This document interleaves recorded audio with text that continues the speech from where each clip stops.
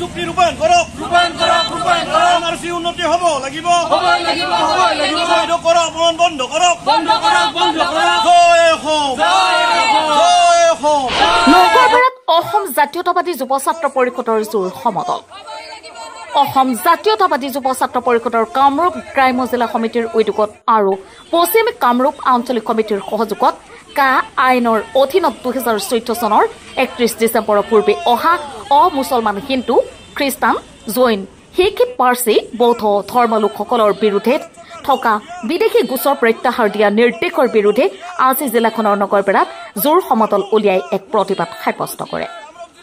প্ৰতিবাদকাৰী কাৰ্যসূচীত অংশগ্ৰহণ কৰা সংগঠনটোৰ একাংশ কৰ্মকৰ্তাই নগৰবেৰা বজাৰৰ মাছ মজিয়াৰে জোৰ সমদল উলিয়াই ভাৰত চৰকাৰ হুঁচিয়াৰ অসম চৰকাৰ হুঁচিয়াৰ কা আমিনা মানুহ আদি বিভিন্ন ধৰণেৰে পৰিৱেশ উত্তাল কৰি তোলে প্ৰতিবাদকাৰীসকলে অমুছলমান লোকক নাগৰিকত্ব প্ৰদান আৰু গোচৰ মুক্ত কৰাৰ সিদ্ধান্ত কোনোপধ্যে মানি নলয় বুলি কয় যে অসম চুক্তি অনুসৰি 1971 চনৰ 24 মাৰ্চৰ পিছত অহা হিন্দু মুছলমান সকলোকে অসমৰ পৰা বহিষ্কাৰ কৰিব লাগিব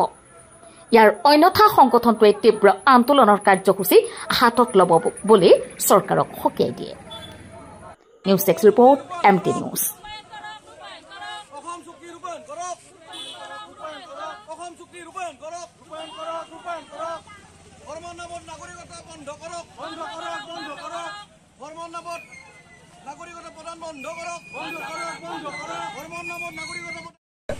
অসম জাতীয়তাবাদী যুৱ ছাত্ৰ পৰিষদে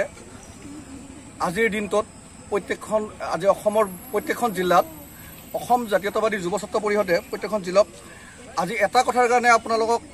আমি আজি এই মিছিল আৰম্ভ কৰিছিলোঁ যে অসমত ধৰ্মৰ নামত যিটো মানে এই বিজেপি শাসিত চৰকাৰখনে মানে নাগৰিকত্ব দিবলৈ হৈছে তাৰ কাৰণে আমি প্ৰতিবাদ কৰিছোঁ যে সি হিন্দুৱে হওক সি মুছলমানে হওক 1971 চনৰ 25 মাৰ্চৰ পিছত যিসকল আহিছিল তেওঁলোক বৰ্তমান ভাৰত চৰকাৰে মানে অসম চৰকাৰে সেইটো গৃহীত কৰা হৈছিল কিন্তু সেই চুক্তি নামানি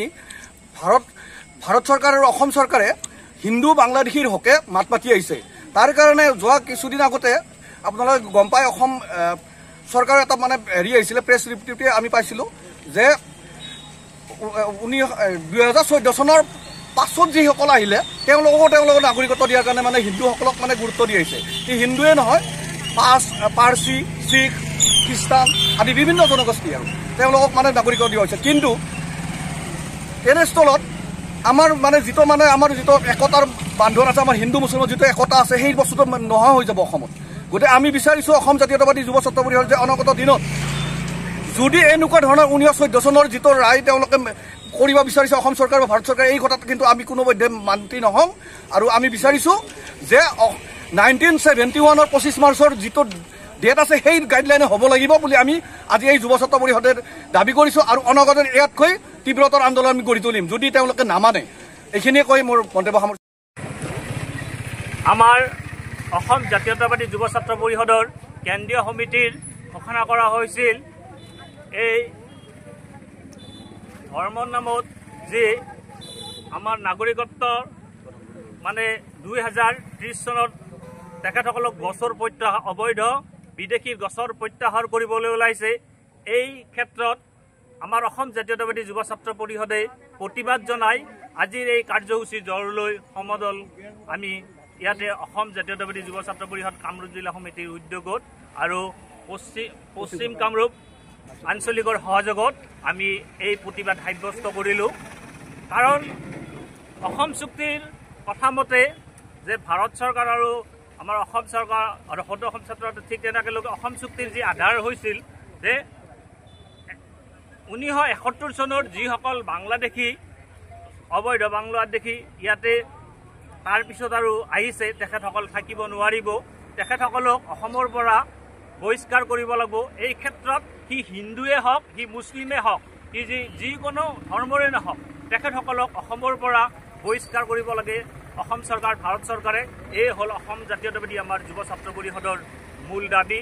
আজিৰ এই কাৰ্যসূচী আৰু ধৰ্মক লৈ যাতে ৰাজনীতি নচলে বিজেপি চৰকাৰে এই ক্ষেত্ৰত এই ৰাজনীতি বন্ধ কৰক অসম জাতীয়তাবাদী যুৱ ছাত্ৰ পৰিষদৰ অন্যথা অনাগত দিনত আৰু তীব্ৰতৰ আন্দোলন গঢ়ি তুলিব